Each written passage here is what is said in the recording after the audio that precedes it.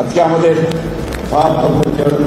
আমাদের ভবিষ্যৎ নেতা, ভবিষ্যৎ কান্ডারি, ভবিষ্যতের আমাদের প্রধানমন্ত্রী আমি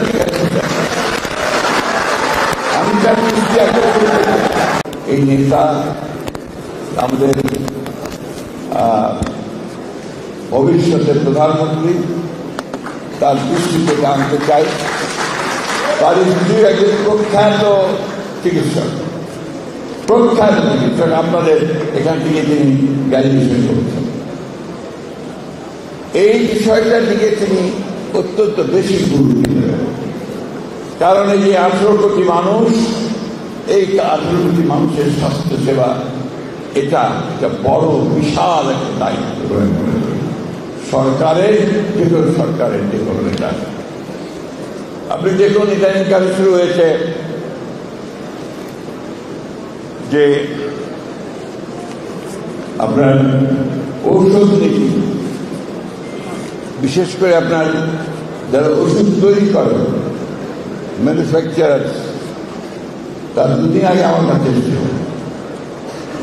দেয়ার ইজ সিরিয়াস ক্রাইসিস যে বর্তমান সরকারের যিনি সহকারী উপদেষ্টা আছেন চিকিৎসা স্বাস্থ্য মন্ত্রণালয়ে, তিনি এমন কতগুলো ব্যবস্থা আইন দিচ্ছেন যাতে করে ইন্ডাস্ট্রি বন্ধ হয়ে যাবে।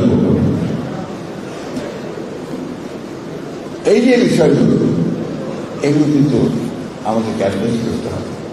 আজকে যেখানে আমাদের ইন্ডাস্ট্রি, এই ইন্ডাস্ট্রিটা পৃথিবীর সঙ্গে আপনার কম্পিট করছিল, বাইরে এক্সপোর্ট করছিল, এখন তারা বলছে যে আমাদেরকে ফ্যাক্টরি বন্ধ করে দিতে হবে। অর্থাৎ এই সরকারের নীতিগুলো এমন হয়ে থাকে।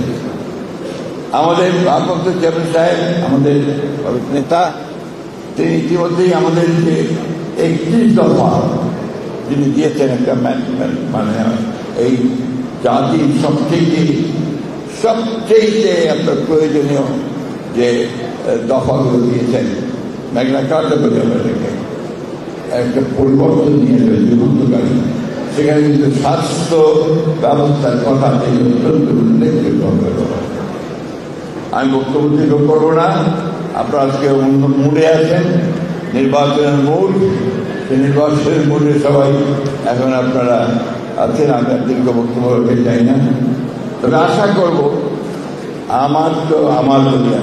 আমার অনেক বয়স হয়ে গেছে, আমরা দেখতে চাই যে বাংলাদেশে শুধুমাত্র একটি গণতান্ত্রিক ব্যবস্থা নয়, বাংলাদেশে শুধুমাত্র মানুষের ভোটের অধিকার নয়, বাংলাদেশের মানুষের স্বাস্থ্যের অধিকার, বেঁচে থাকার অধিকার, তার ভাতের অধিকার, অন্যের অধিকার, সব কিছু নিশ্চিত করতে হবে।